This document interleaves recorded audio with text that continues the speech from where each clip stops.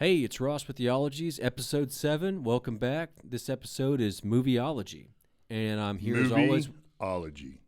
Thank you. I'm here as always with Clint and Bill. And I would be Bill. Lil Sweet. Please. All right. I thought we were going to cut that one out. No, he hates it, so we're going to make sure we do it every time. All right. Okay. I just got to ask. What makes a good movie? Why are some movies good? Why are some movies great? What are the elements? What makes this, a cinematic performance? So we kind of talked. So go back and listen to Rockology, all our listeners here, and because I think the answer applies. So it depends on what season of life you're in and kind of what's going on. I think contributes to the relevance and impact of a particular movie. Because there's going to be all different things. There's sometimes you're ready to laugh, sometimes you're ready to cry, sometimes you're ready to scream. And I think if a movie's good, it's going to bring some of that out. And there are some movies that are timeless, but just because the movie's not timeless doesn't mean it wasn't the most significant movie you saw when you were 10, right? Yeah, you're right. A defining moment. Yeah. You really cut your teeth 100%. on this movie. Yeah. 100%. Yeah, And now as you get older and you go back and you watch this movie that was like amazing when you were 9, you're like, I thought that I was the only one that had that effect on them. Oh, I was like, oh my God, this was terrible. I thought it was great, but it's like Running Man. Like the digital, like showing him running him, or like Gleaming the Cube. Yeah, yeah. Oh my God. Where Christian Slater goes back home and wins his place in society by downhill racing aggressively on a, yes, Rad. Rad. Rad. Oh man, this is during the BMX era. You might have to go back and look at Rad. Okay, it's or not. Pretty amazing. Or no, or not. Or probably one of the best ones of all time is Jim Cotta, where a American gold medalist went and avenged his father's death by marrying the power of both gymnastics and martial arts. Wow, that's quite a feat. In any Chuck Norris movie. All right, let me go around the table here real quick. Bill, favorite movie? We've talked about this earlier. I could watch Shawshank Redemption over and over and over and over. That's a good one. Oh my God, That's powerful. I mean, what did you say? I said, also, could I just take a nap in Morgan Freeman's voice? His voice is like a hammock. Just like if he could put me to sleep every night, His voice is like a hammock. Yeah, I love it, man. I don't know if that's like developed over time or if he came out of the womb speaking like that, but either way, like keep Morgan. I think you're listening to this. I think just he keep applauded the doctors. Good job. Doctor. Yeah. I remember him in, what was it, The Ghost in the Darkness with the Lions? Oh, yeah. Val Great Kilmer. flick. Absolutely. That was a really Val good Kilmer. one. But great flick. Have you ever read the story that's actually about? It's fascinating. Really? Oh, yeah. Oh, because it's true. Two manhunter lions. right. Yeah, It was man-killer true. lions. Yeah, That's right. I heard about that. Yeah, the documentary's really neat. Okay. So that's a great one. Shawshank, going back to Shawshank, though, there were so many elements in that movie, and the way it was shot, I kind of think it was before its time. And then, like, the Tarantino effect at the end, where, what was the main character's name? Andy, where Andy flips the script on the warden. Everybody is like, instant justice, instant karma, you know? That's right. It felt good. I loved it just because it was also it brought out parts of redemption. It was a very redemptive movie in the fact that it very brought, much was. It was, but it brought relationship together, friendships. It was able to get past the crime and into the actual personal part. Yeah, and there was resolution at the end. Yep. Yeah, I like that. So one of my favorite movies is Heat. I love the storyline with that. Very much so action-packed. But also, I'm a huge fan of De Niro and Pacino. Well, you got to be. Yeah, I mean, those guys. Those are timeless actors. I mean, those guys can make. I mean, there's actors that can make a movie timeless. I mean, you can go back to The Godfather. Like, oh my gosh, what a phenomenal. I don't have the words, but with that movie in particular, and when the scene when they're coming out of the bank and Val Kilmer has almost made it to the vehicle, opening scene. And he's literally almost in the car, and he drops the bag and goes full on rock and roll on Al Pacino and his squad. You use that as an example to describe the decisive point. It's like that: burn the ships, go. We got to go now. We got to impose our will on them. Like, I know we're almost out of here, and a lot of people probably would have thrown the bag and dove in the car, but he was like, no, it's rock and roll time. Like, we're not going to get out of this.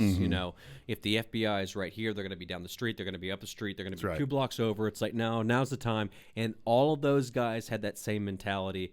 And for some reason, that just kind of stuck with me. But the acting, the storyline, all of that got me. The way it was shot. I don't know who directed that. And I'm probably... I don't either. Yeah. But that's one of my favorites. What about you, Clint? Man, that's a decade by decade answer, right? I mean, obviously for me, I think Braveheart was pretty formative as a Scotsman, right? As a and sure. I think, Good Will Hunting for me is pretty timeless. Great movie, an incredible movie. A pretty profound movie for me, just because the time and place, was 8 Seconds. Talk about Lane Frost. Oh my God, 8 kind of seconds. His story and all that Luke stuff. Perry, baby. Yeah, man, the list goes on, and a lot of that for me, like reading and watching movies, is a form of like, hey, how do I find the words to say the thing I'm trying to say or experience? There's an uncorking for me. Like, movies when you're on deployment, like you and I were on, like those are time accelerators. Like, if I watch Joe Dirt 46 more times, I'll be home. Like right after that. Yeah. Standard deployment. What was it like a go-to deployment movie? Oh man. Okay, there are a lot because we had the hard drive. Everyone had music and movies on like separate hard drives, and those would get passed around, right? And we could download the ones we wanted to our, to our laptops or whatever. But the funny thing about that is that those hard drives were all like heavily infected with. Oh yeah, I was about to say. And all of the computers eventually like don't blew plug up. those into a work Frizz computer. Oh God, no. Oh man. That's a tough one. I mean, I was watching, one of my favorite movies is The Godfather, and I probably watched that, and I always watch 1 and 2. 3 I don't care for so much, but I always watch 1 and 2 back to back. But I would have to say Godfather. Again, and I hate to be so narrow on this, but like Pacino and De Niro, it's hard to beat. Can't really argue with that. I mean, those guys have there's so many guys in Godfather. Like you can reverse engineer a lot of folks. I mean, you look at certain coaches like Miami of Ohio, they call it Cradle of Coaches, and you look at where guys punch a ticket here and then they went on. You look at certain movies like The Outsiders. Like you go to The Outsiders, you're like, holy smokes, how many careers were started out of that one, right? Oh, yeah, it's crazy. There's career launchers and career killers, and that's the other thing is you can tell a lot about someone's story just by their filmography, right? Yeah. Johnny Depp was in Platoon. Mm-hmm. Vince Vaughn played the running back in Rudy. That's right. I'm trying to think of other ones. There's, I don't even know. I mean, obviously, Platoon obviously was one of my favorite ones. Yeah, that's incredible. I went through a very big Vietnam stage where I was like fascinated with that, with Tom Berenger and what's the other guy? William Dafoe. Yeah, William Dafoe. Willem, sorry. There was a firefight. And Charlie Sheen. We just call him Willie here, guys. What movie? There was a firefight. We got a giant Russian theory over here. Yeah. Apocalypse Now. Boondock Saints. Is Boondock. Okay, let's get into Boondock Saints. We got the giant Russian theory over here. Yeah. Bad movies. That's how they're getting all their stuff is bad movies. Yeah. Boondock Saints is an absolute deployment movie. I had an article pulled up for me not too long ago that said Boondock Saints was one of the top 10 best worst movies out there, and I about shaking my monitor. I'm like, top 10 best, right? It's up there with Navy SEALs, Charlie Sheen with me, and Michael Biehn. Yeah. And President David from 24. President David. Come on! I know everywhere. I've got to make a confession. I've never even seen it. Seen Boondock Saints? Never have. Oh, take your headset off and just leave them out on the way out the door. Wow. Yeah. Okay. No, okay. Well, that's your homework. You got to go watch Boondock Saints. It's got more. It's got so many one-liners, and I would tell you, every movie that Christopher Walken is in at a bit part, like anytime he has a small part, like I got to tune in. Oh for my this, God. like Christopher Walken, man, come on! You talking to my guy all wrong. You're talking to my guy all You do it again, I'll stab you in the face with an ice pick. Yeah, pineapple. I love it. Yeah. A man can be an artist in anything. Art, music, who cares? Yeah, Creasy's art exceptional. is death. He's about to paint his masterpiece. What about westerns? Oh, westerns. I grew up watching John Wayne flicks. Big J. Now they put me on the spot. I'm Cowboys. Like, the Cowboys was a phenomenal. Have you seen that, Clint? Oh yeah, the Cowboys was amazing. With a bunch of small kids, takes them on a cattle drive. As a girl dad, what John Wayne movie? The Quiet Man. As a girl dad, it's an amazing movie to watch with your kids. The Quiet Man. Yeah. It's an Never seen incredible. it. It's one of his most. It's got one of his best fight scenes. That and McClintock. When they have the big fight in the mud pit and stuff. One of the fights is almost as good, and for some things maybe better, is The Quiet Man. Go back and watch it. It's a fantastic movie. I'll need to watch that one. It's as close to John Wayne comes to a chick flick, Okay. but it's amazing. Lonesome Dove's one of my top westerns. Has to. It's mandatory viewing. Tombstone. Oh man, Tombstone. Doc Holliday when he shrugs off his overcoat and exposes that shotgun. I'm your Huckleberry. Yeah, I'm your You're Huckleberry. Daisy if you do. It's not Huckleberry. It's Hucklebearer. Hucklebearer is what they used to call. That's just Paul my Bearers. kind of game. That's just my kind of game. Oh, Charlie, sorry, I forgot you were there. You may go. You may go next. Skin that smoke wagon. You know who that is, right? That's Billy Bob. Oh, yeah. Oh, yeah. Oh yeah. Skin that smoke wagon. Yeah. I like that. Talk about the decisive point. Like when fighting's commence to fighting or get on. Right. Yeah. That's it. Hey, we're I here. love It's it. already going Fight, on. or you Fighting's can just stand there and bleed. Yeah. God dang, fighting's commencing to fighting or get on. That's a powerful line. I mean, that's it. That's kind of what it is. yeah. Like, hey, That's what we're talking about with movies. They really evoke feeling. I tell you what's amazing. There's a couple, and there's scenes that are for me kind of more powerful than the whole movie, but the movie's really good. But if you watch Meet Joe Black, like the one that's got Anthony Hopkins and Brad Pitt and Claire Fiorina, there's a line at the very end where, and that's spoiler alert, but it's a remake.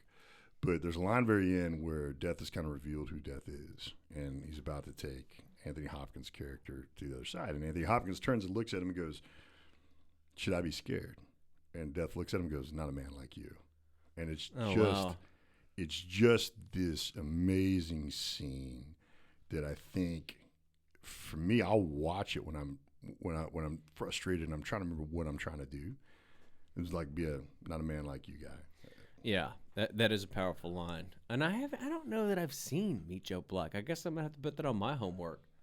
It's a good one. It's a good one. I like the part where he's in the hospital talking to the old Jamaican lady. Yeah. Why don't you call nobody? Yeah, I can't do that. Yeah, accent, but it's really good. Legends of the Fall, Anthony Hopkins, Brad Get Pitt. that damn. Yeah. Get that. Okay, that's after he had his stroke. But I won't allow and it. he's got his chalkboard on his. Y'all and anymore. That's Elephant Man. Sorry.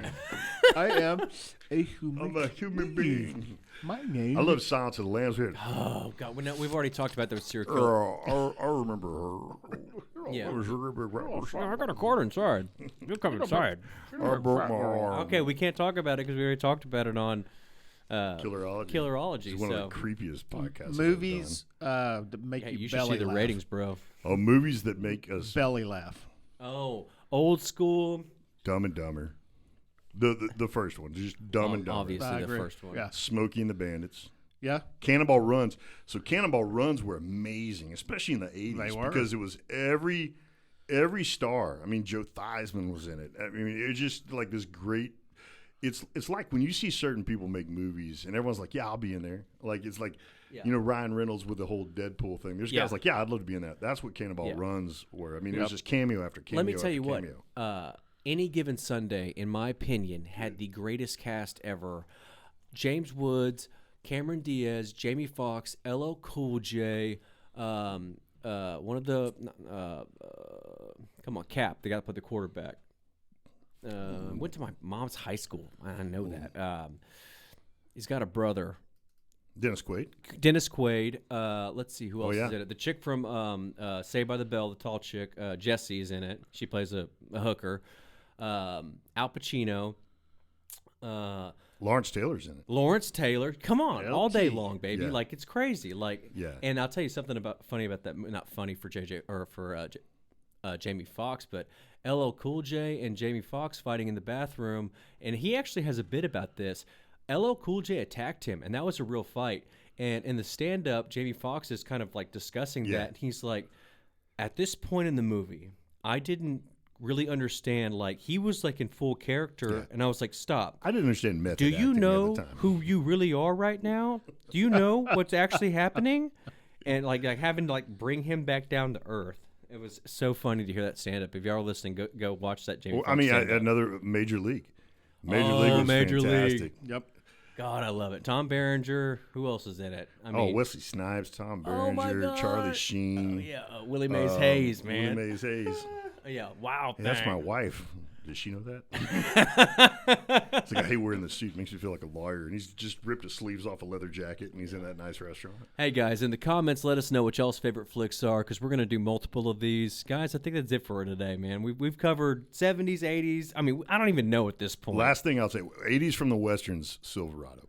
Okay. Silverado's pretty solid. great. Clint, I got you down for Silverado. Yep. Hey guys, leave some comments. Let us know what y'all's favorite flicks are. Thanks again for tuning in. Disagree with Bill at all times if you can, because it takes it Yeah, really. we've already Lil Sweet. Nice. All right, guys, we'll see you next time. Peace.